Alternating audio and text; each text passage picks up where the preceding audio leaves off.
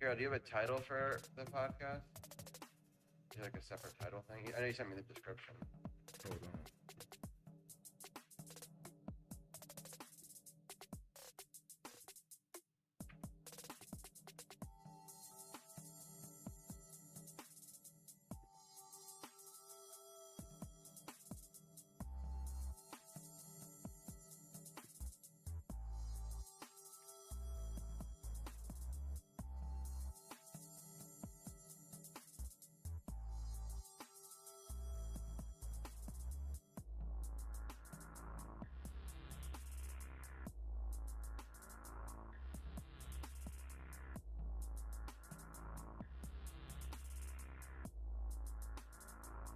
Beats by CP3.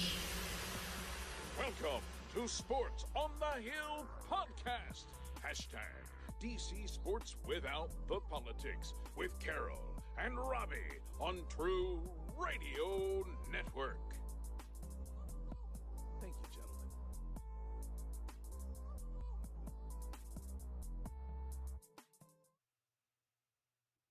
That's right. It's Monday night.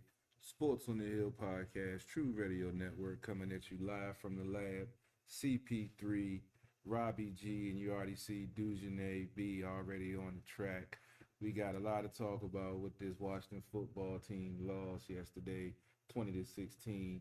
We got the Nets game on right now where they're currently getting no hit, but look like it's a man on again this inning, so I have to check the box score to see if they actually got a hit this inning because yeah, it wasn't looking too good. They're down 1-0, trying to put another victory together. They won yesterday.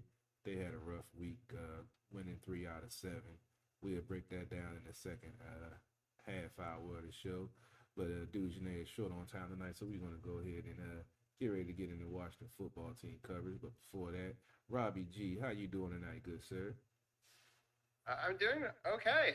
Just a busy day, getting some last minute stuff together. So I apologize if the first 10 seconds of that got cut off on the Facebook feed. But we're all good. We're live here on Twitch. We're live on Facebook. We're live on Carol's channels, all the different places. Also, you can catch us sports.thp.com for all the old podcasts. But yeah, good weekend. I had a baby shower this weekend, maternity photos, all those good things. So happy the baby didn't come before that. That's kind of caused a problem if she does. So it's good. We're on baby watch. She's expected 2 weeks from tonight. So we'll see how many more shows I get to do. And then I'll be on a hiatus until January. But I love being on the show for as many weeks as I get to do it with you guys. And I wish we could talk about a win. I had the game in my ear just like I have tonight. I listened to it while I was at the baby shower, but I didn't watch it. So I will listen to your guys' critiques, but I was still disappointed because I think there was opportunities there to come away with the victory, but we came up just a bit short. But I'm curious about your guys' takes. I'll let you take it away. Oh yeah, definitely it was a frustrating loss, and we definitely want to break it down. Dujunne, how you doing tonight, good sir? Oh man, I'm doing great. It's been a busy weekend as well. Football, drag racing, it's been busy. So, but it's that time of year, right? So. Happy football is back, and I'd be happier if I can get 2 of my fantasy players to get some points so I can win this game tonight. Oh, don't get me started, bro. I'm down 50 points. But the good thing is I got Lamar Jackson going, I got Jacobs going, and I got Justin Tucker going. So I got a shot, but they got Andrews, the tight end for the Ravens. So I'm hoping that I didn't see how they scored, but I'm hoping Andrews didn't get the touchdown because then I'm in trouble. Real quickly, that's about fantasy. I got to give you props, Dujunne. You're leading the board right now in the pick'em, so that looked pretty good. So that's I did not do so well. I did really bad in college and professional. I had a bad pick'em week for me for the double, but I was happy to see that you're doing well, and Carol's doing pretty well too. I mean, it's all close. I mean, it's just 1 week, but there was luck of the draw this week, man. Yeah, it was a tough one to pick. Yeah, it was. Yeah, I snatched some defeats from the jaws of victory in some of my games I'm upset about. But yeah, it's like you said, this week 1, we had to fill people out just like this game yesterday we're going to talk about. But yeah, it's going to be an interesting season. We'll pick a man with fantasy football. So yeah, we definitely going to have a fantasy football and pick 'em show one of these days. But I'm trying to share the show, but I'm gonna go ahead and excuse me, get into the stats and then get DujunneaB's take when I'm sharing, and I give my take. As we said, it's an unfortunate 20-16 loss. I'm gonna run the stats down real quick, and then let DujunneaB give his take. Then I give my take and my synopsis of what I saw. Heineke, after Fitzpatrick got injured and he's out for 6 to 8 weeks. Breaking news. I posted that on the post. He's out at least 6 to 8 weeks. So Heineke is the starter going forward. A lot of folks were, already saying that didn't want Fitzpatrick on the team anyway. The man didn't even last a quarter and a half. And he's out. Carol, I'm sorry. Like, I feel like I totally jinxed it. You and I were talking before the game, and you were like, you were so excited about him. And I said, if he stays healthy, this guy's rap sheet is he's never stayed healthy for an entire season. And, like, it didn't even make a half a game. I'm just like, I'm so disappointed that I was right. I've never been so upset to be right. It's just, it's frustrating because we thought that the conditioning was good. Everything was setting them up right, but still he got injured. Yeah, I was unfortunate with the tackle, the offensive line play and all. I'm not just going to just blame the tackles, but there was definitely some miscues on the offensive line, which was to be expected, but I definitely wasn't expecting what I saw, the offensive line breaking down like it did. Heineke went 11 for 15, 122 yards, 1 touchdown, no interceptions with a 119 quarterback rating. Herbert with 31 for 47, 337 yards, 1 touchdown, 1 interception with an 85.2 quarterback rating. Eckler had 15 carries for 57 yards with 3.8 yard average with 1 touchdown. Gibson had 20 carries for 90 yards for a 4.5 yard average, no touchdowns, and 1 costly fumble that we're definitely going to talk about. Mike Williams had 8 catches for 82 yards, 10.3 yard average with 1 touchdown. Keenan Allen had 9 catches for 100 yards with a 10.1 yard average, no touchdowns. Logan Thomas had 3 catches for 30 yards with 10 yard average with a touchdown. And Terry McLaurin had 4 catches, 62 yards, and that's 15 and a half yards per reception. The team only had 15 first downs. They were 3 for 10 on third down, and the defense gave up 14 for 19 on third down. They had 126 rush yards, 133 passing yards. The defense had 2 sacks. Time of possession, LA had the ball for 36 minutes, and Washington had the ball for 23.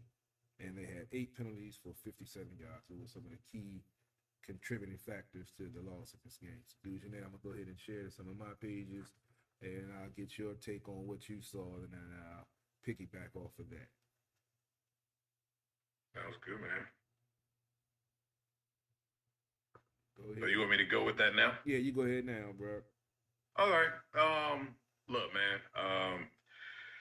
I know there's a lot of overreaction today. No doubt. And I know it's frustrating because they had the game won. And let's be real, it comes down to a couple things. The turnover was big in the spot that it was in. We saw they basically handed them 6 points right there. So that was kind of the difference. I will say defensively, I like what I saw. There were a few things. St. Juice was out of position a few times. There's a play that sticks out to me. He's a little bit high. He's supposed to let that receiver in the center or the slot there go by. There's a safety behind him to pick that up. St. Juice sort of came down. Linebacker was underneath. St. Juice is supposed to be over top. The other guy curling, leaves the guy wide open for a big play. We just saw some guys out of position. Now, my personal take on that is I like what Jack Del Rio is doing as far as rotating, but I think the rotation was way too heavy. Need to keep the starters fresh, of course, but I thought there were way too many combinations, try to get way too cutesy too early. Look, Justin Herbert is not a joke of a quarterback. He's very, very good. He can make those mistakes, and I thought they had him trapped, but there's so many things where you're putting out these different combinations of players where I think some people just kind of were just out of position, and it led to big plays on defense. Offensively, I mean, why is everybody so surprised? I guess because you're still on the preseason doesn't count kind of crap. Yeah, wrong. We saw nothing from the offense during preseason. For whatever reason, Rivera elected to not have his starters play in that third preseason game. I thought, and I'm sure as much as me, Carol, and likely Robbie also thought that they should have gotten some work. Um, it's just more of the same preseason. I will say I'm not going to blame Scott Turner just yet. I need to see a little bit more consistency from the offensive line. I need to see the ball come out a little bit quicker, which we saw Heineke do in the second half. Now, I'd like to see what's going to happen now that he's got the majority of the work. And I get why they started Fitzpatrick here. Mm-hmm. Heineke did not look good in the preseason. And me personally, I think he was feeling a little bit of the pressure of competition instead of playing his game. I think we saw that in that first bit of time late in the second half before halftime. Those high throws, he just wasn't comfortable. And then he came back out, started playing his game. He likes to move the pocket, makes plays with his feet. Even off-schedule plays, he had a Brett Favre-esque like flick of the ball. Thought that was timely as well. We'll see. Is it? And I'll also comment real quick. I don't think it's time yet. You do need a backup and a serviceable backup. Okay. Let's be real with that. I don't think Kyle Allen is the quarterback, and I don't think he's a serviceable enough backup. My personal opinion. I know probably others think different. Who you going to get for that? I don't think you need to get a bum off the street.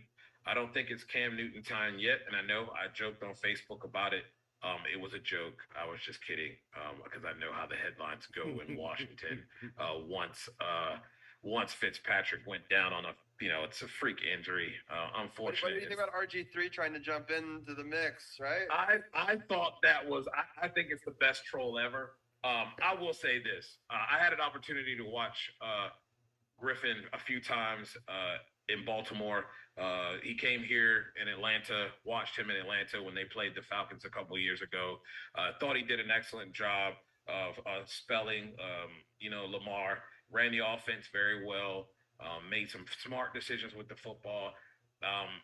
If you're going to bring Griffin in, obviously he's the backup. Anybody you bring in is going to be the backup, even if it's Cam. It's going to take him a few weeks to get some rhythm with the guys and understand what they're doing here now. I understand he has familiarity, but what they're doing here in Washington now. So I like Robert making his case. He's a smart guy from a marketing point of view, and then I think he's actually done a great job from an announcing point of view. Like I've actually watched some of his games that he has, and he's actually pretty solid. And I actually have to retract some of the things I thought about him. I think he's a very smart guy, and I think it wouldn't be a horrible backup, right? I don't think, No. And I think he can play. The only problem I have is I have, and I think it wouldn't be tough. I think Rivera handles, distractions, whether it's Cam or him. That's not going to be a problem. Rivera does an excellent job of handling that. That would not be a distraction at all. I think Robert's in a different place and would be an asset. I just think that fans would be a little nostalgic in the fact that the old Robert is that's never happening again. I think we have to have that reality. That's never happening again. But the Robert he has done well when he's had the opportunity to come in and play. I feel other people feel differently, but I feel that he has had that opportunity to come in and play and do well. So it's Kyle. I mean, it's Taylor Heineke's team now. I kind of thought this was going to go this way eventually, that Heineke was going to get a chance. I hate to see it this way, though. I don't think it was Fitz's fault. I think the offensive line didn't give him a lot of help. But I think in this case, if your offensive line is going to be on the fritz for a little bit here, a guy like Tyler Heineke is going to cover up these little things that we're having with the offensive line here because of his footwork, the way he can get outside the pocket, make some plays. And I think with the week of practice, just a couple days here, and good thing they're at home, I think it's going to make a huge difference. And we'll see if he can grab some of that magic that he had late last season. I'm gonna have to, on the defense part, I'm gonna have to disagree. I didn't see a lot that I did like, because to me it felt like they were running, like you say, different packages. They were running, felt like it was running more zone, trying to only rush four and flood the defensive backfield. But it was too many times where Keenan Allen, who they should have been keying on, was catching the ball with nobody around him for 5 or 6 yards. Same thing with Williams. Kendall Fuller, he was getting manhandled by Williams. I was wondering why they didn't start him in the slot and let St. Juice go out there. Granted, St. Juice did get some work too, but Williams is a talented wide receiver. He's a rookie. The only way he's going to learn is being out there. So absolutely. Yeah, and with Del Rio, I don't feel like he made any adjustments in the second half. I didn't see any type of blitzing. I didn't see any 5 or 6 man rushes throughout the whole game. I felt like he was in zone.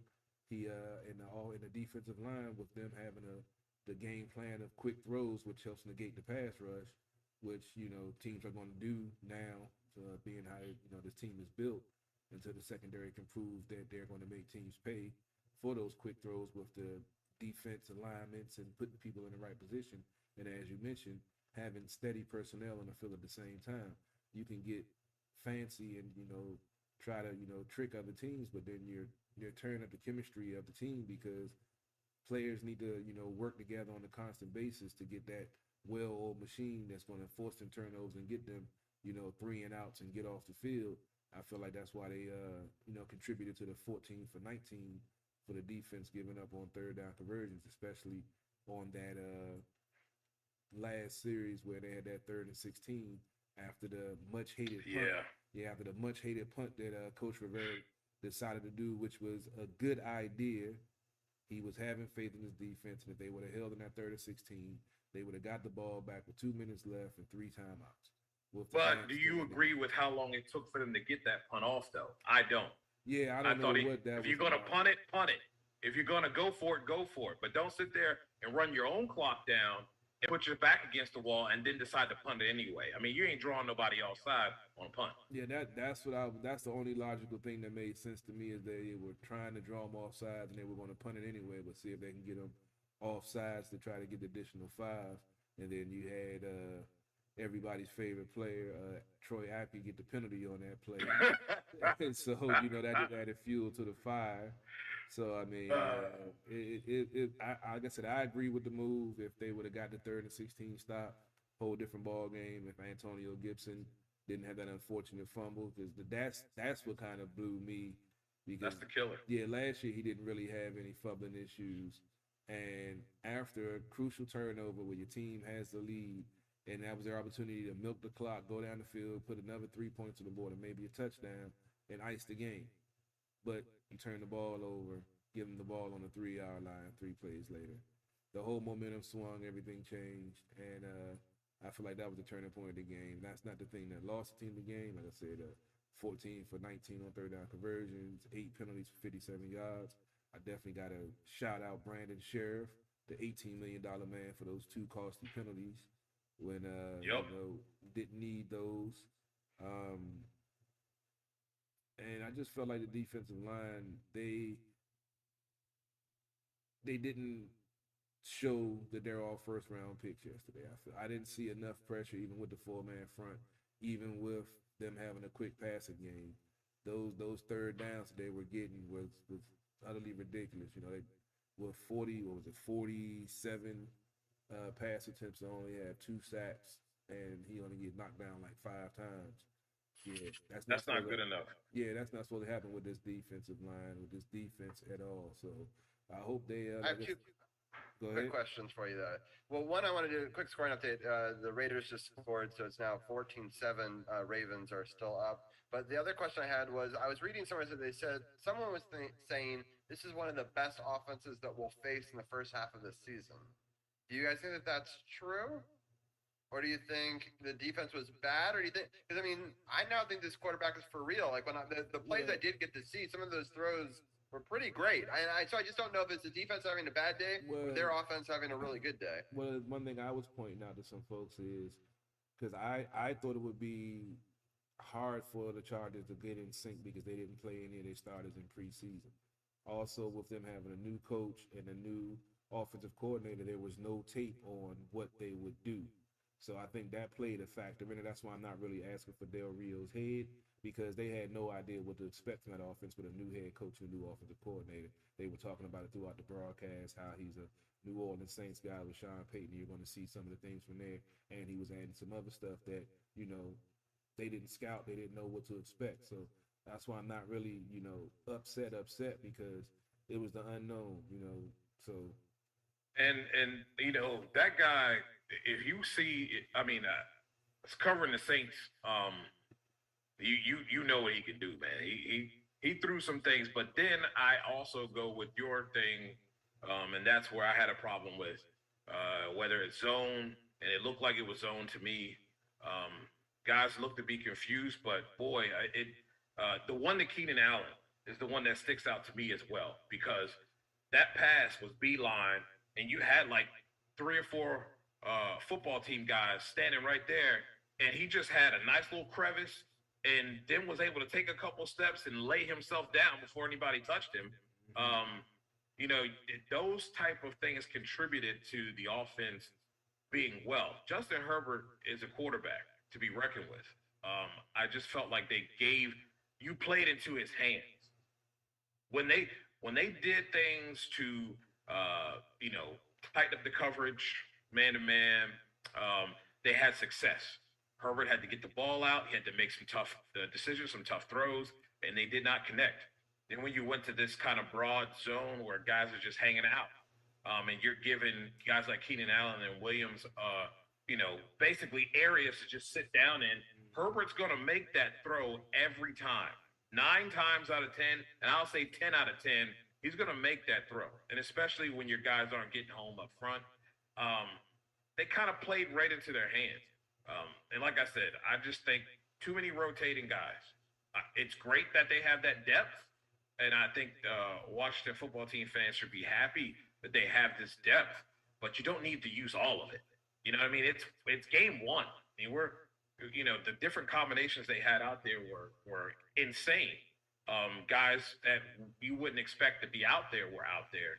And I think you need to stick with the starters a little bit more here early in the season. I think we saw what they can do, in preseason. They were a well-oiled machine then. So I really think, I know, Carol, you're a little down on the defense, but I really have to throw it in Jack Del Rio's front lawn.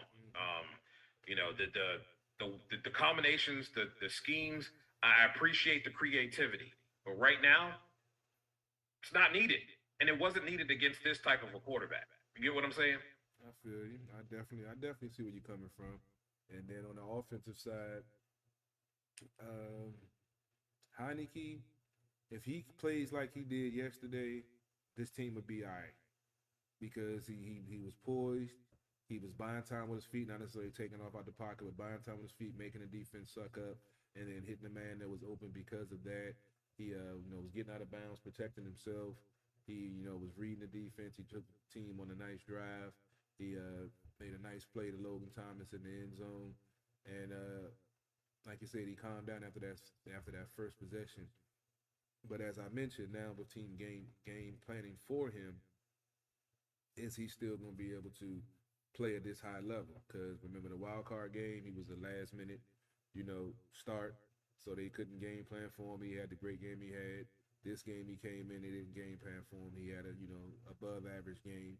So now we're going to see what happens when teams are now game planning for him to see if he can still play at that same high level with teams keying on his strengths and his weaknesses.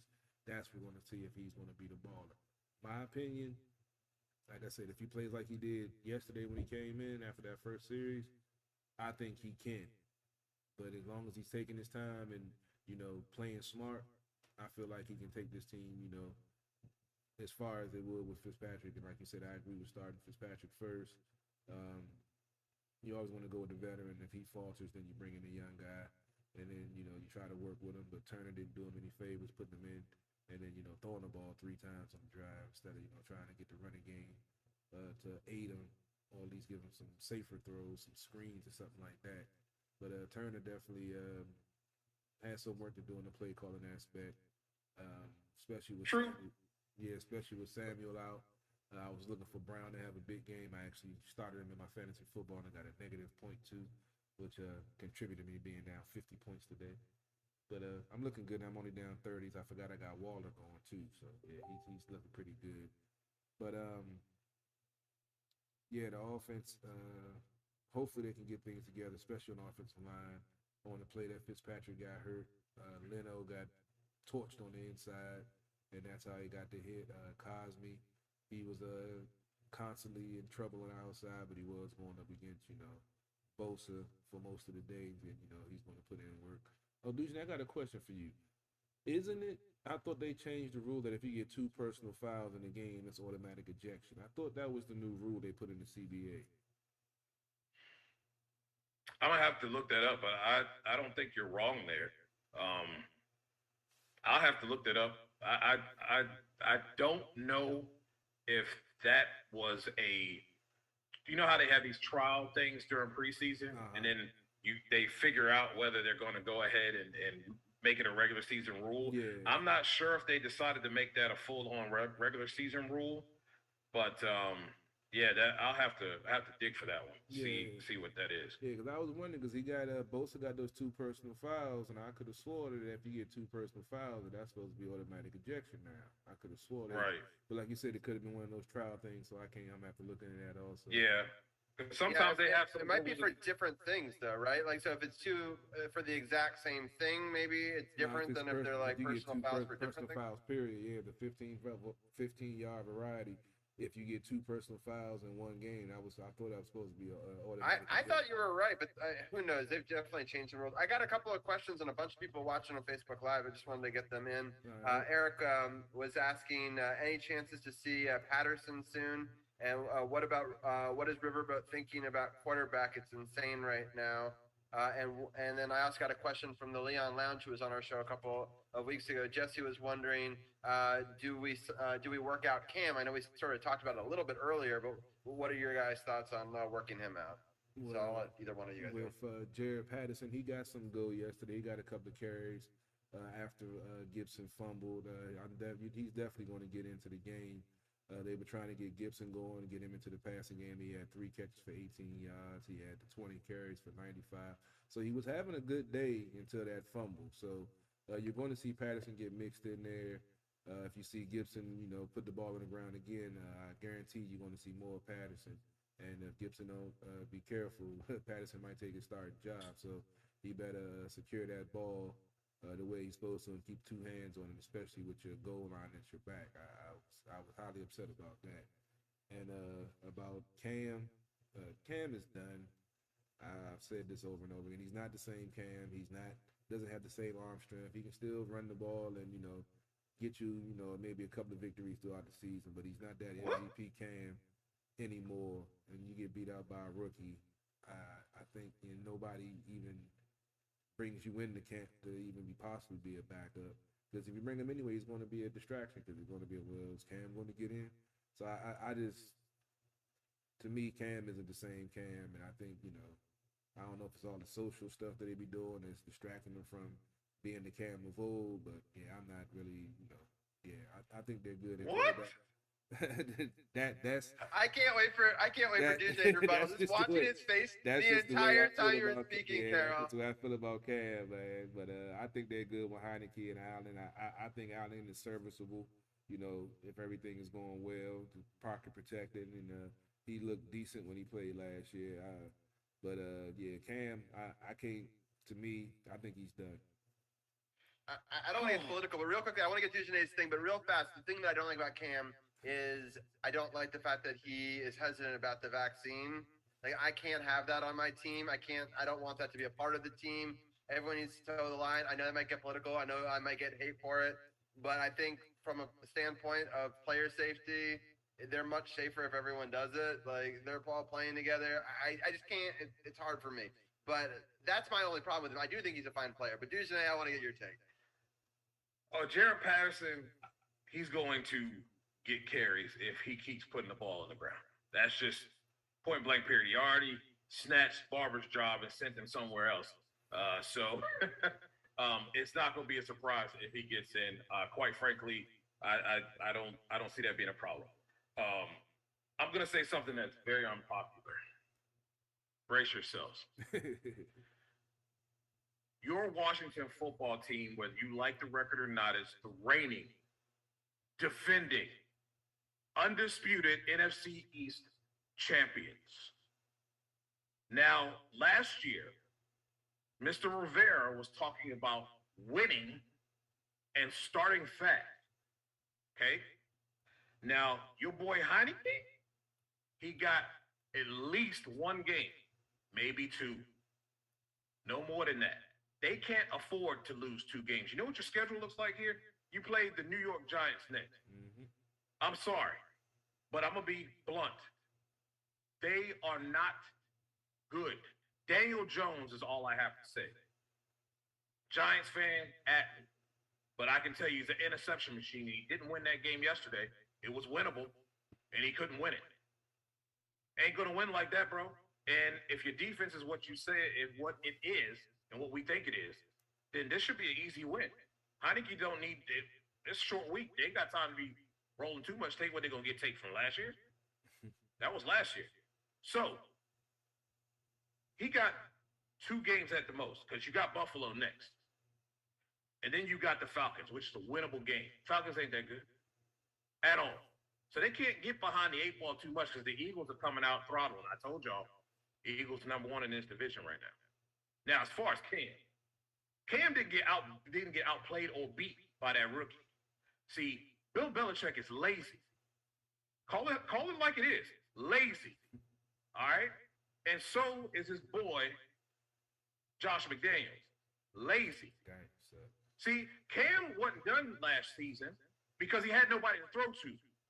I could have had Aaron Rodgers. I could have had Tom Brady. And there ain't no way that he won any games with that trash they had on the field. You couldn't name one star if you tried. I'll wait. Yep, because there wasn't any. There wasn't a daggone thing on that team. Belichick's head was too daggone big. And now the guy came out and said that he'd be willing to be the backup. But he is a big personality. And as a big personality, it means you need to have a big starter ahead of the game. And maybe Mac Jones ain't a big-time personality to be able to have the cojones to have a man behind him and to learn from him. He's an Alabama quarterback. What Alabama quarterback you know done proven anything in this National Football League? I'll wait. Okay, all right, yeah, that's what I thought. So Cam's been really bamboozled here. But like I said, this Washington football team needs to win. And Cam should be one of these 64 quarterbacks in this league right now, backup or starter. Who you going to that's going to win you games other than Cam Newton? Unless you plan on pulling some kind of blockbuster trade that's going to lose some talent to go get an Aaron Rodgers, who I believe threw in the white flag and threw in the towel and said he wasn't doing this. I told y'all that we ain't no good. I ain't finishing this game like this. So, Cam done? Nah. Belichick, lazy. Lazy, because I saw Cam that can play during preseason, and they didn't even give him an opportunity. You just all of a sudden just up and just pull up a Mac Jones because he had, like, a good game against 2s and 3s? 2s and 3s. The guy threw what? I believe he threw 50-some times for 200-some yards and 1 touchdown. I think Cam Newton can do that. He can at least do that if that's what you're looking for. But he an Alabama quarterback, and he got a lot to prove to me. Cam ain't done, though. And your boy Heineke? Would you prefer him over, let's say, an RG3? Yes. Yes, because I know that Cam can play. I don't trust Robert to be consistent. That's my thing. I don't think that he can't get the job done. But what more is he going to give you? you're gonna go out and get a serviceable backup, then get somebody that you already know. I'm not saying that Kyle Allen is it, but I mean, if there's no Cam on the market, then you go and see RG3. But Cam is on the market. You at least kick the tires. And I'm sorry, Rivera said he was about winning last year, didn't he? That's what I thought, because that's why Haskins wasn't playing and all this other stuff. You couldn't give him enough time and all that. So I'm just saying, Heineke got a couple games. And if he come out and play like they played in this quarterback situation is right now, with the way it looked like, and they basically had opportunities and didn't connect on those opportunities, boy, I don't see how you can't pull the trigger because you're about winning. And this team has talent on the offensive side of the ball. Just needs a quarterback. For me, though, like Heineke didn't get the reps. I wonder if you give him reps, going into this game. We gonna see.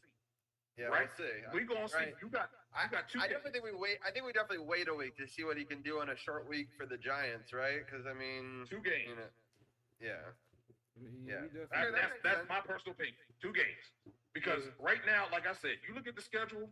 When you get to week 4, you got the Falcons. Then you get after that, you got the Saints. You saw what the Saints did. That was 1, 2, 3, 4, 5.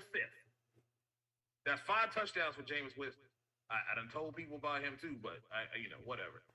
God, they still want to talk about 30 and 30. I'm telling you, he done learned something. Then you got the Chiefs after that. Come on, man. You can't have no Tyler Heineke playing like dudded for 3 or 4 weeks, and then all of a sudden you're going to make a change. Your season over. You likely get blipped by the Cowboys, passed up by the Cowboys playing like that. So he got 2 weeks. Because Rivera said it's about winning. That's the last time I checked. But I mean, there's no way he's beating the Bills, right? So I don't. It's like you're throwing in the towel. But he's got to look good. Is what I'm saying. He can't go out there looking like that. Hey, the Bills lost yesterday, so they're Super Bowl contenders. So it shows that anybody can be beat. Absolutely, I'm just saying he's got to go out and look serviceable. He can't go out there doing. We can't have what we had yesterday, 2, 3, and 4 weeks in a row.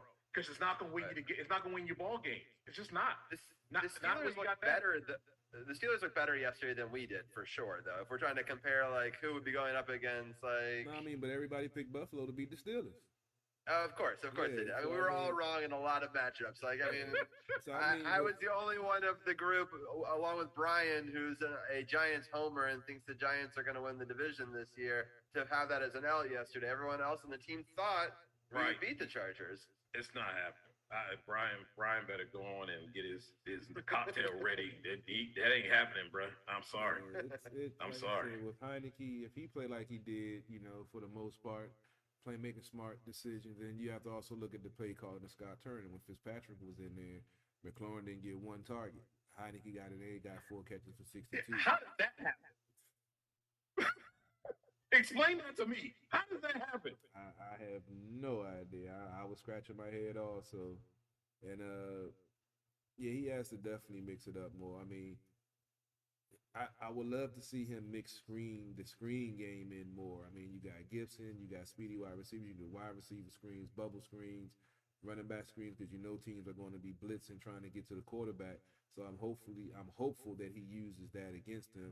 Because when a team pins their ears back, you get the screen game will make them change their game plan, because you hit them with a couple of good screens when they come in with a blitz and you gouge them for 30, 40 and get them for a touchdown, they're going to change their whole game plan. So hopefully Scott realizes that. I like the amount of touches he gave Gibson and that he was, steadily running the ball. But I just feel like, he needed to mix the screen game in there more to help his quarterback and offensive line out. Absolutely. That's a good point. I mean, the amount of times they dropped back yesterday when they were having trouble and not trying to negate that quick pass rush was kind of it was a head scratcher. And I tweeted that. I tweeted that yesterday. There was a lot of things in this game that were head scratcher, but again, I don't think it's ain't no reason to go code red this yet. But I'm not trying to be a hot take on this whole thing with Heineke. But I mean, I'm just going off of last season and what Ron Rivera said. And this is Washington's defending NFC East champs. They have every ability to win this division. and they're going to need a quarterback to do it. And with no Fitz for 6 to 8 weeks, you got to call on somebody. You can't be calling on, you can't be calling on Kyle Allen. And if Heineke can't do it, Kyle Allen ain't doing it. I'm sorry, he's not doing it. So you got a quarterback out there, and he's familiar with the system. I hate for it to have to come down to that, but this is the Washington football team. Crazy things happen, and here we are with quarterback going down with a serious injury, and they got a decision to make. But they have a division to win, that they have a capability of winning. So hopefully Heineke can do the job. But again, if he can't, they got to do something, because Rivera said it's about winning. I have a quick question. So the Eagles right now are winning the division at 1-0. Do either of you guys believe in what you saw, or it's just they played a Falcons team that people thought was maybe overrated? Or I'll start off with DujunneaB, but then I want to get Carol's take on some of the rest of the division. I don't know how anybody's high on the Falcons right now. I need to see a lot from their defense. They have one weapon on offense. It's going to come down to their running backs being consistent. So I think in the first game, you had to go with the Eagles. Their dynamic of Jalen Hurts and the weapons that he has around him. I didn't go with the Eagles, and most of the nation, if you look at the split, most of the people thought the Falcons were going to win.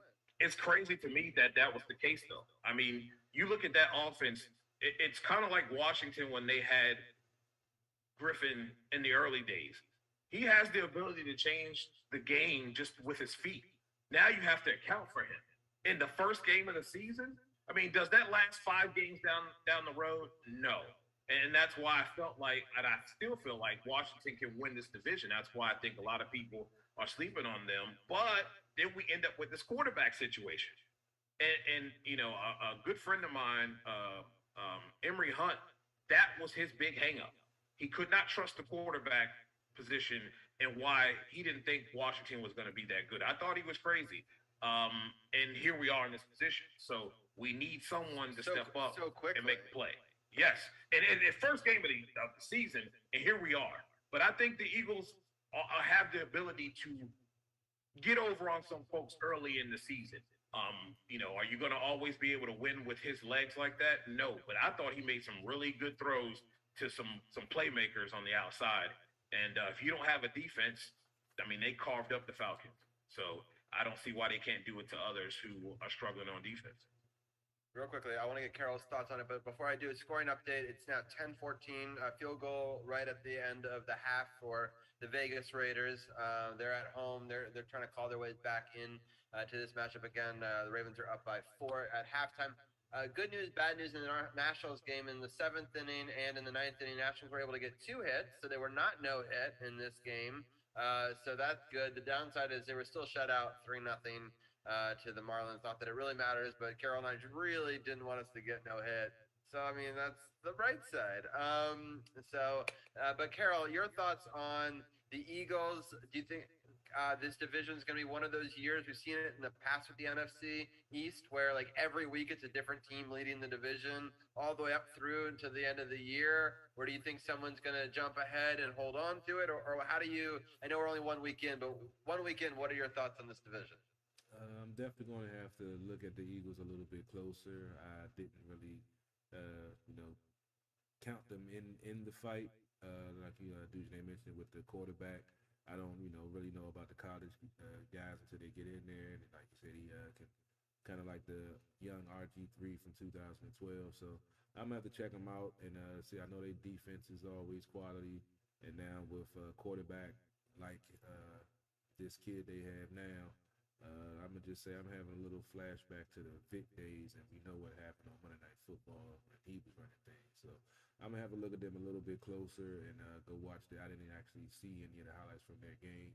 I'm going to have to go check it out, but I just saw the stats, saw the numbers. But it's definitely look like they, they got something to work with right now, like I said, like DujunneaB said, defenses get some tape and figure out some of the things that they're doing and take away some of the things that, they can use to their advantage. Then we're going to see how things fall out. But yeah, Washington definitely has some work to do, and they should come out on top on Thursday against the Giants. And I'll probably be doing the pregame show before the game, So tune in for that. We might have Brian B breaking down the Giants and his optimistic view of Daniel Jones. So we'll see what we can do about that. But DujunneaB, we get you a quick prediction for the game on Thursday and let you get out of here. We almost went a whole hour. We said we was only gonna go 30 minutes. Hey man, passionate about this thing, man. You got me all riled up with this Cam stuff. Shoot, talk about Cam We like do this that. every time with you, DujunneaB. We always hook, line, and sinker, right? If they sign him and bring him in and he plays well, I'll take back everything I said. All right. Deal. With this Giants thing, I think Washington has every ability to win this game. I expect Tyler to come out and do what he did in the second half. I really do. It's a short week. I think that plays into Heineke's favor. I'm not sure of a lot of the game planning. We'll see as we get down the road. But this week, it ain't gonna matter. I don't think the Giants Sunday didn't do diddly in my opinion. And then with the defense, I think they'll get them right and tight. That's not. I think what we saw, Sunday was a fluke. Just too much scheming from Jack Del Rio, trying to be too cutesy. I think you'll get back to more what you saw in the preseason, and they're gonna dominate Daniel Jones, dominate him. Daniel Jones gonna throw some picks this on Thursday night. And I think it's going to be Heineke's night. He'll get through another week, and then it'll be Buffalo, and we'll see how that goes. Hopefully, well for him, because I think he deserved an opportunity to get an opportunity to carry this team, especially after what he did last year. So I'm going to take Washington, and I think it's going to be like 21-13. Oh wow! One of those NFC East, old school, defense scores a touchdown again. Defense scores a touchdown. I hope so. I think that it's gonna be interesting because it's a short week this week, but it allows for a longer week leading into the Buffalo game, which may end up helping us because we surely need the game plan for that one, arguably more than the Giants, right? So absolutely, I'm happy that it's this way. And then I know Carol always talks about getting on the road and taking care of business. It'll be our first road game. Hopefully we'll be riding high after a victory, and we can snowball some momentum off of that. Hopefully so. I also had the Washington football team winning, and it will be the first loss by Daniel Jones to the Washington football team. Because remember, he's 4-0 against the Washington football team since he's been in the league. So this Thursday, he'll be taking his first loss to the Washington football team. I'm thinking the defense is going to have to, what's the word I'm looking for? Have to redeem themselves from that performance on Sunday and show that they can be the dominant defense that everyone talked about in the offseason. And I actually saw a couple of journalists talking about they were more worried about the league calling it the number one defense and actually going out there and being the number one defense. So I'm sure they've maybe seen some of those tweets or some of those headlines. So I'm hoping they're going to come out there determined at home to show what type of defense they can be. And Heineke, hopefully, like I say, will continue to progress and show the poise and the patience he showed yesterday. And Gibson's going to have a hell of a bounce-back game from that fumble because he knew how critical that was. You saw when they was showing him on the sideline. He knew he had made a critical mistake that probably going to cost his team the game. So you messed up, Ron. Oh man! So I think he's going to be dead set on having a good game after that debacle. But Dujunne, let the folks know what you got going on so we can let you get out of here and we can get into this Nats talk and get ready to get up out of here ourselves. All right. So if you're an Apple user, you can find the Not Bland Show on Ghostcast. And we just did an NHRA show. And we did a NFL Week 1 show. I broke down this game here. So you can catch both of those shows on Ghostcast. And this week, we'll be talking a little Washington football team, hopefully Wednesday on the breakdown, right behind me here. You can catch that on all podcasting networks as you hear my dog Banner chiming in. We're going to talk a little Washington football team for the Thursday night matchup. We're going to talk about Aaron Rodgers. Did he toss that game? Did he wave the white flag? Said, I'm out of here. We'll talk about it then. So catch us there. And always tweet at me, NotBlame21. Love talking shop with you guys. And thanks for having me on. I know I said 30 minutes, but you got me, Carol. You got me. We always do. And we just give a shout out on our Twitch feed for the breakdown link and also your articles. And I'll have to get the Ghost Cast link for you and I'll add it to the command for the future. But everyone goes to sports.thp.com. You can click the DujunneaB button and you can get all of his stuff. And you can also click our podcast partners and catch the breakdown over there as well. Dujunne, we love having you on, helping to break down, especially in a week where I was busy and only could partially watch it. But I always appreciate your candor, and I like that you're not the homer. You know, we can really break it down for real. And I always appreciate your insight, and we look forward to having you on in a couple of weeks or whenever you can come back on. Thanks a lot, guys. I appreciate it. Always fun. All right, Dujunne, take it easy, man. All right. All right. We got to get into some more unfortunate losses by our Washington team because now I have to get ready to go into Nats talk, and they just took, as Robbie just mentioned a few minutes ago, took the 3-0 loss to the Marlins, who are currently battling for the bottom of the NL East, where the Nats sit there alone now. They're currently 59-85 after this loss tonight. They are now 3 out of 7 in the last 10. And, season's pretty much over for the Nationals. We're just going to cover it like we always do. Win, lose, or draw, we're all going to cover our teams. We didn't go on last week for Labor Day holiday. I'm not going to recap those games fully, but I'll go over the scores. They were swept by the Phillies. That's why I'm really not trying to go over scores. And lost 3 out of 5 to the Mets. The 3 losses to the Phillies were 7-4, 12-6, and 7-6.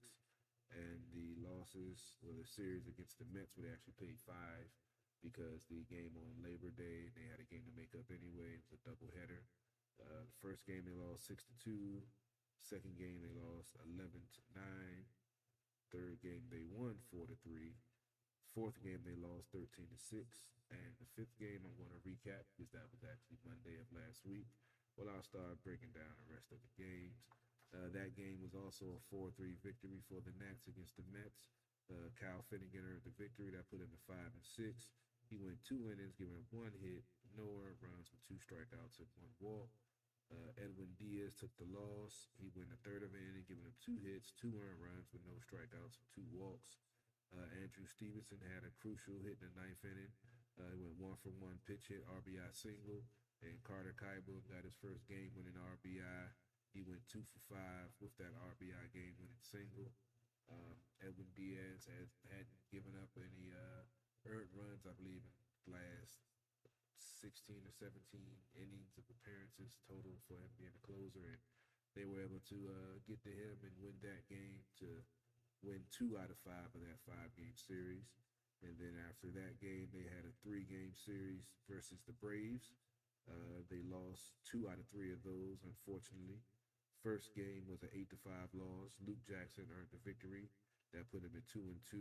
He went an inning and a third, giving up no hits, no runs with 3 strikeouts, and no walks. Ryan Harper took the loss for the Nats. That dropped him to 0-2. He didn't get 1 out at all, so he went for .0 innings. Gave up 2 hits, 2 runs, no strikeouts, and a walk. And Will Smith earned the save for the Braves. That's his 31st. He went 1 inning, giving up no hits, no runs, no strikeouts, and no walks. Juan Soto went 2-for-2 and with 3 walks with the RBI single. And Yadiel Hernandez went 2-for-4 with a 3-run home run. Juan Soto, his on-base percentage is ridiculous. He's getting walked almost every game because they're afraid of his bat. Josh Bell has been playing better. So they've been having to pitch to Soto because both of those guys are in competition for the home run and RBI lead on the team. I believe Bell has the lead with 28. Soto has 27. So Soto, he hasn't had the stellar season. with all the weapons we had earlier in the season, but he's still doing this thing at the plate. The second game of the series was a 4-2 victory. Austin Voth earned the victory. That put him at 4-1. He went an inning and 2/3, giving up 1 hit, 1 run with 3 strikeouts and 2 walks. Richard Rodriguez took the loss. That dropped him to 4-3. He went 1 inning, giving up 1 hit with 1 run, no strikeouts and no walks. Kyle Finnegan earned his 8th save of the season. He went 1 inning, giving up 1 hit, no runs with 2 strikeouts and no walks.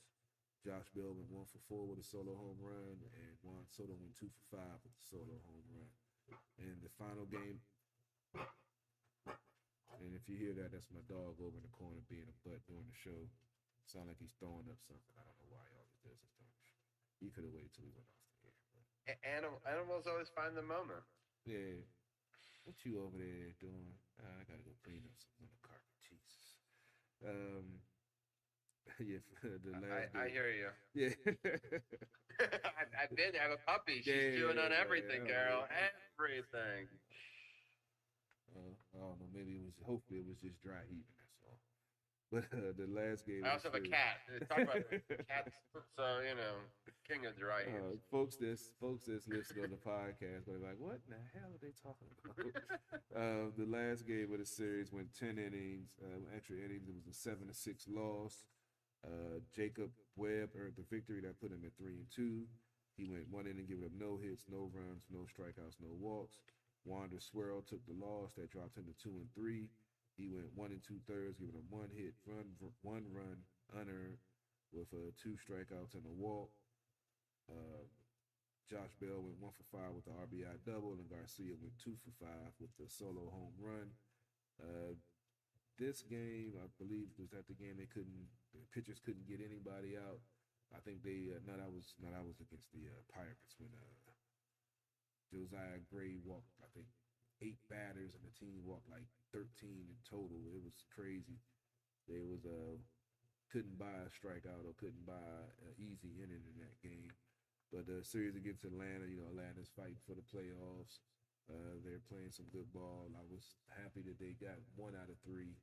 I would love to get 2 out of 3. They had an opportunity in the last game, but unfortunately, they couldn't get it together. Wanda Swirl gave up a walk with the man on at the top of the 10th, and unfortunately, they were able to get the run, and the Nats couldn't do anything about it.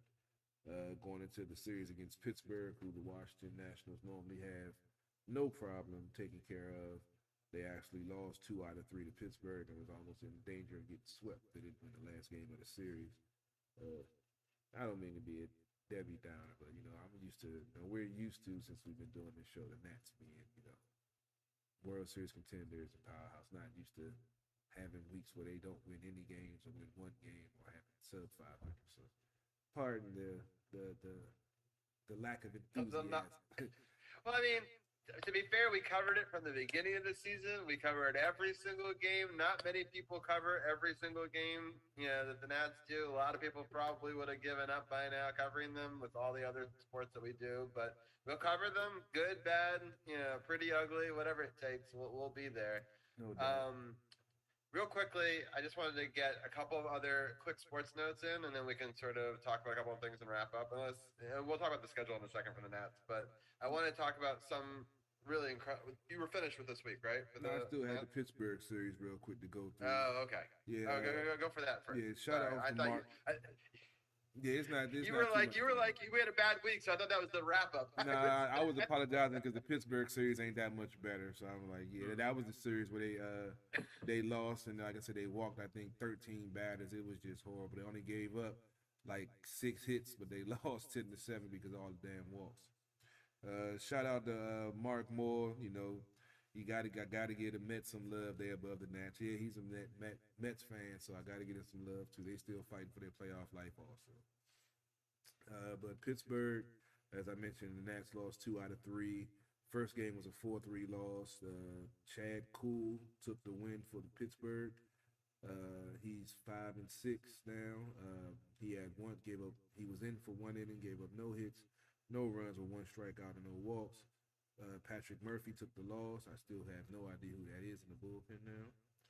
He's now 0-2. He went the third of an inning, giving up 1 hit, 2 runs, no strikeouts, and a walk. Josh Bell went 1 for 2 with a solo home run, and Lane Thomas went 1 for 3 with the RBI single. Second game was a 10-7 loss. That's the game I was talking about when they had so many walks they couldn't get anybody out. Kyle Keller earned the victory for Pittsburgh. That put him at 1-1. He went 1 inning, giving up no hits, no runs, with 1 strikeout and no walks. Alberto Ronaldo took the loss for the Nats. He dropped him to 0-1. He went a third of an inning, giving up 2 runs. Neither one of those earned, no strikeouts and 2 walks. Chris Stratton earned his 4th save. He went 1 inning, giving up no hits, no runs, with 1 strikeout and no walks. Juan Soto went 4 for 5 with the RBI single, and Yadier Hernandez went 1 for 5 with the RBI single. In the final game of the series, Patrick Corbin earned the 6-2 victory. That put him at 8-14. This is one of his better outings of the season. He went 7 innings, giving up 4 hits, 2 runs, 4 strikeouts, and 2 walks. Brian Wilson took the loss. That dropped him to 2-7. He's went 4 1/3, giving up 7 hits, 5 runs with no strikeouts and 2 walks. And Cal Finnegan earned his 9th save of the season, going 1 2/3 with no hits, no runs, and a strikeout with no walks. Luis Garcia went 1 for 4 with a solo home run, and Avila went 1 for 4 with a solo home run. The upcoming schedule is game of tonight was already over versus the Marlins. They have another game on Tuesday that starts at 7:05, and a game, a game on Wednesday that starts at 1:05. Then they fly to Colorado. They're off Thursday, and then they have a 3-game series versus Colorado. Friday start at 7, Saturday start at 4, and Sunday start at 1. I have no idea what to expect out of this team. I'm not even going to give a prediction. I'm just hoping that they win more than they lose. Sounds good. All right. So real quickly, I just want to talk about a couple other quick sports stats and stuff. The U.S. Open. We always talk about the Grand Slams a little bit. This young lady from Britain won the U.S. Open. I mean, crazy story. So, Carol, I don't know if you follow tennis. I know you at one point did. I do watch it, but I haven't got a chance to watch any lately. Yeah. So basically, kind of a crazy story. She won the draw to get into Wimbledon, even though she was like 338th ranked player. She got in a couple of rounds and then lost. 2 months later, she was in a qualifying competition for the U.S. Open. So she had to win a qualifying competition to get in. And then from there, she never lost a set and won all the way through. And at I think she's 18 or 19 years old. 18 years old, just won $2.5 million for winning the U.S. Open. I mean, what a crazy story. And then she beat another player who was also super young. I want to say that she was a Canadian. I think she was 19 years old, who beat all the great players in it. So it's just like these 2 young players that no one saw coming, unranked, both of them, came and played in the finals. And this young British woman won both of them in straight sets, 6-4, 6-3. On the men's side, more interesting. So there's been this lead up to in this question on whether or not Djokovic could win the Grand Slam. He'd won the 3 previous, right? So he had an opportunity to win what's called the Calendar Slam, which is to win all 4 in the same year. Very, very, very rare. He actually had a chance to win the Golden Slam, which is when a year where the Olympics happened, to get the gold medal and all 4. No man has ever done it. So he lost and was pretty upset in the Olympics. I thought that might screw up his psyche. I thought he wouldn't even make the finals maybe in the U.S. Open because of that. But he made it all the way to the finals and then played Medvedev, who's the number 2 in the world. And Medvedev finally beat Djokovic, and he beat him in 3 straight sets, 6-4, 6-4, 6-4. And so Djokovic was so close to winning the Calendar Slam, but he ends up losing. So I thought that was interesting. I just wanted to put that out into the world. And then the other news is DC United. We always try to cover them at the end. I don't have Brian to join me for that. It's interesting. The New York Red Bulls played the DC United on the anniversary of 9/11, which makes sense, New York versus DC, so they could celebrate, the anniversary of that. It was a 1-1 draw, so I guess that's in soccer. It's very fitting, right? No one came out a loser that day. That's the latest game in that. Hold on, let me just bring up the table real fast. MLS table, because they were right on the outside. Oh no, they were right like in the 7th spot before. They actually moved up with that tie into the 6th spot, but both of the 6th and 7th seed are tied at 31 points. So them and Montreal, they're just 1 point over the Atlanta United. So they're just barely holding on. Again, 1 point for a tie, 3 points for a win. So it's all very close, but that will go into October. So I just wanted to cover a little bit of that, and then the Mystics schedule. I was just gonna quickly just go over the scores from the last 2 weeks, just real fast, because I wanted to cover that. Basically, when we last left off, they had beat the Wings. They ended up losing to the Sun on that following Tuesday. They lose to the Lynx the following Saturday. They lose to the Storm on Tuesday, September 7th. They finally got a win. It had been a while against the Dream, 82-74 on Friday, and then yesterday they continued that quote-unquote winning streak with beating the Sky, 79-71. Their next game is on Friday against the Liberty. There's also a game on Sunday versus the Lynx, and I'm just pulling up real quickly. Sorry, the WNBA standings. They were right at the 4th place spot before, right now. Interesting. So now they're doing like the seeding where like you would see where they are in the whole entire thing. They're currently the 8th ranked team, so I think they're in the playoffs, but barely, if I remember correctly. I'm trying to remember if 7 or 8 teams make it in that, or if there's like a bye. Anyway, kind of down for the most part, but then a little bit up at the end for the Mystics, and we'll cover how all those teams do. And DC United schedule. The next game for the DC United was on Wednesday against Chicago, and then they play that Atlanta team on next Saturday. So a bunch of games this week. Basically 3 games in a row. Some weeks they only have 2, so 1 a week kind of thing. So 2 games that we'll recap, and 2 games the Mystics will quickly recap next week as well. Next week might be my last week before my paternity leave. Liz is due the following Monday as the expected date, so I don't know if I will. It'll just depend on whether Zara is on time or late, or on early. So next week might be my last one. We'll see. I might do one more. But Carol and the gang will get you covered, and I know that they'll do a great job with that while I'm away. And I appreciate them, and for everybody for checking us out on all the different platforms, everyone for commenting in. Lots of comments back and forth on the Facebook Live feed. I appreciate that. We had a couple of good friends, the Leon Lounge and Carly, and a couple other people come through on Twitch as well. So I appreciate it a lot, and I hope that you guys all have a great week. And Carol, any final thoughts before we head out? As always, appreciate you guys tuning in. Go check out the website, sportsothp.com. Check out the apparel line, see the district champion shirt Robbie has on. You get that on there. You can hit me up for the Sports OTHP apparel that I have on. Make sure you check us out. Go share and like it, and let folks know we're getting suppressed on certain social media platforms and not putting our product out there like they were before. So make sure you check out our YouTube channels and our website, because certain social media outlets are restricting what we're putting out, because it's some of the best coverage you're going to get around. Stay tuned Thursday night. Probably have a pregame on. It's an 8:20 kickoff. So if I don't have, Did you say that you were going to have Brian on for that? Yeah, I have to check with the schedule. Said he might be going out for the game, but if not, he'll let me know by tomorrow if he'll be on. If not, I'll do the pregame as always, postgame after, win, lose, or draw. So tune in for that Thursday night.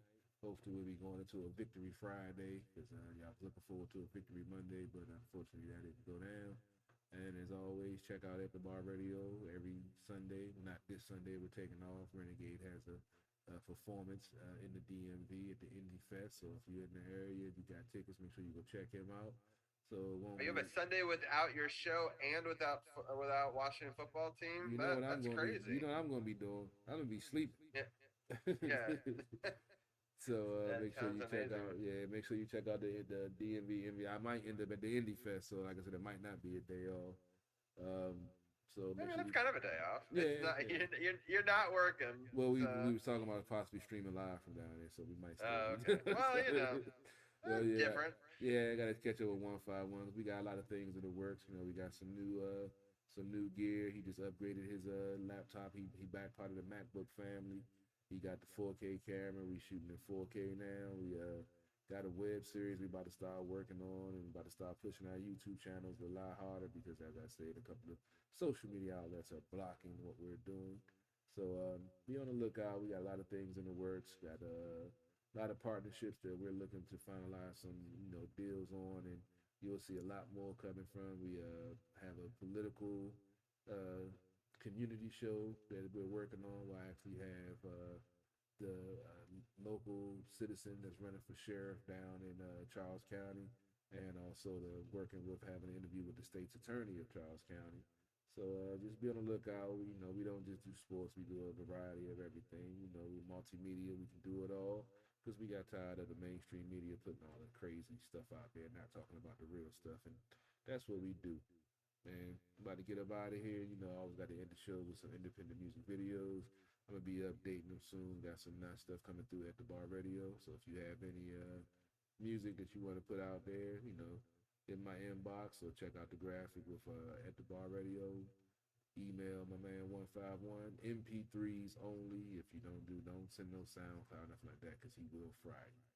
But just be on the lookout. So much going on. Like I said, Renegade got a live performance this weekend in the show with one of his videos. Made my acting debut in this one, and a couple of independent artists that we had on the show. So stay tuned, as always, for the best DC sports coverage around and the best media around. DC Sports are the politics. It's not just a catchphrase. It's not just a motto. It's what we do. And we out. See you next week.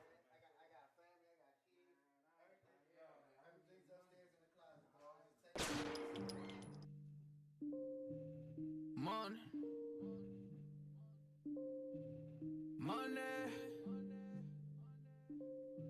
I love that money.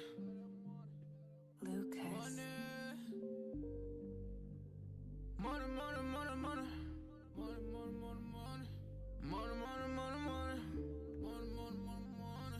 You don't really want to play.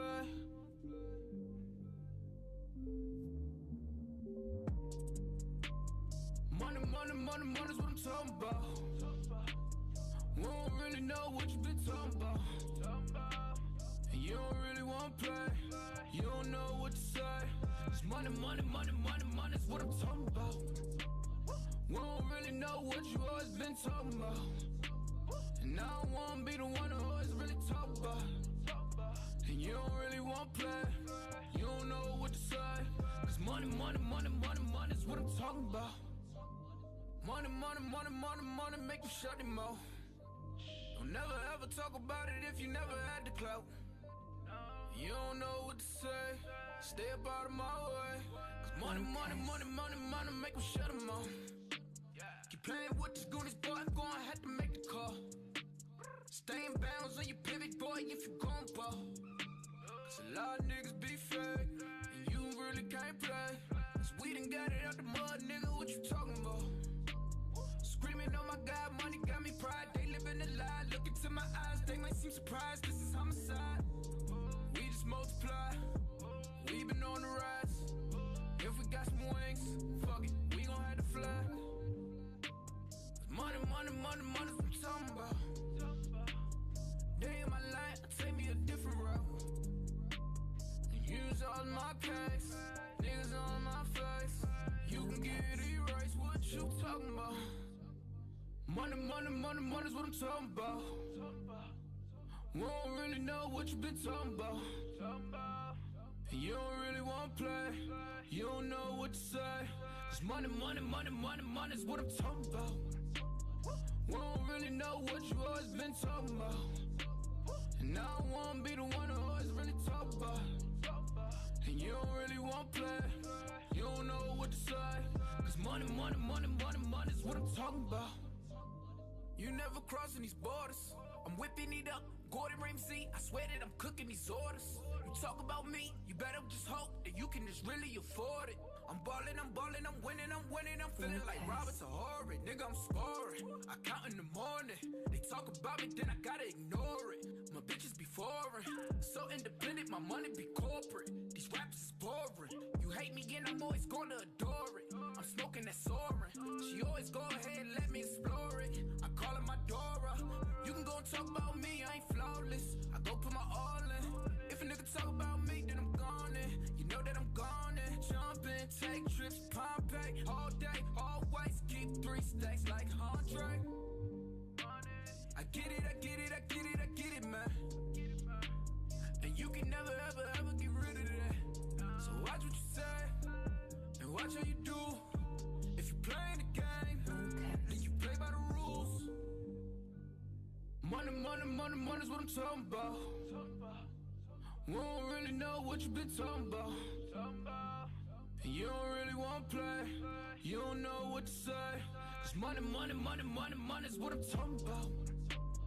We don't really know what you always been talking about. And I don't wanna be the one who always really talk about. And you don't really wanna play. You don't know what to say. Cause money, money, money, money, money's what I'm talking about.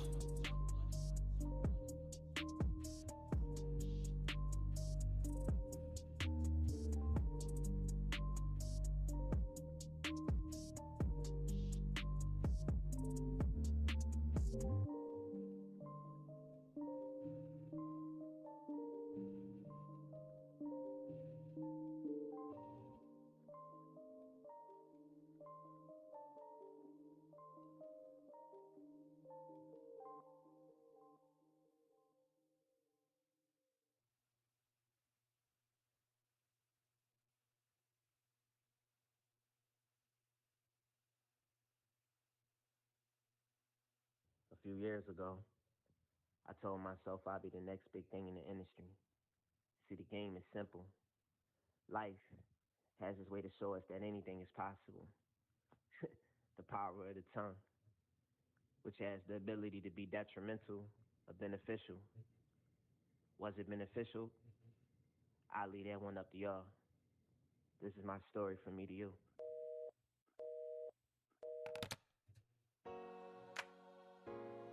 You're listening to this song right now. I'm speaking specifically to you. I want to give you my testimony and tell you a little bit about myself, if you don't mind. Alright. Coming from nothing but a little struggle and pain. Crazy how we can all turn around for you and change. I done seen a lot of things in the street, wrong danger to me. Hustling with them niggas that was no good for me, but I never gave up. 10 toes prayed up, thinking about the nights when the opposition got sprayed up. Trying to see a sunny day, all I get is rainy days. Screaming free my dogs and the loved ones who ain't here today. Yeah, I miss you, wanna kiss you, wanna hug you and hold you, won't forget you. All my life I've been misunderstood, just a little nigga trying to get up out the hood. And this thing we call poverty, but that's all inside of me. Used to cry myself to sleep, but strong I gotta be. Now I'm on TV, I done made it out the street. Troubled child turned the streams to reality. See, I knew that I would get there all along. Listen to the words of the song. This is my story from me to you. All I wanna do is just give you my truth. All I really want, promise to keep this just between me and you. Just between me and you, yeah. And you can do anything. Just believe in your dreams will come true. Who wouldn't have thought that we would come up like we did? Running mistreatment, I never forget. They told us we was bad, always getting in some shit. Breaking windows from throwing rocks, but we was just being kids. And smoking at the park, coming in after dark. Rolling with them, thug niggas reckless with no heart. Sexing on them, hood rats addicted from the start. Trapping and catching cases, ghetto life is so hard. Coming from a broken home, left me all alone. Neglected as a child with nothing to call my own. But now that I'm good, now that I'm paid, I'm shining, everything is okay. This is my story from me to you. All I wanna do is just give you my truth. I'm giving you my truth, will you hear me? Promise to keep this just between me and you. Don't you tell nobody, no. And you can do anything, anything, anything, anything. Just believe in your dreams will come true. So yeah, this is a to B conversation. And with great faith, you can see your way out of anything.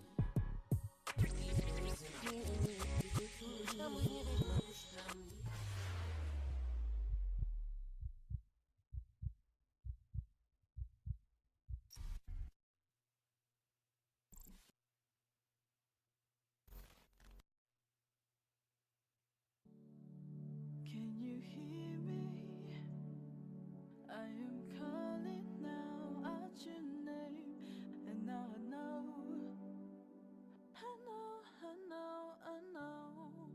and I'm here, and you know it, it's all just the same, and I know it's gonna be disco. Take me to a place where everybody learns, where everybody sees, where everybody shows their love. I didn't think so. You know. That's why I always had planned for you or me. I really didn't think so. I take a promise, I give it some love, I make a wish upon a star. You know you gotta get it right. You know you gotta get it right. Ooh. Every little thing counts now. Every little bitty thing. Can you hear me? I am calling now out your name, and now I know, and I'm here, and you know it, it's all just the same, and I know it's gonna be disco. It'd be so cool just to celebrate all the love and all the hate that's going down. It's gotta stop, we've had enough. Why can't we just live together? Peace, love, and harmony is what this world needs forever. Can you hear me? I am calling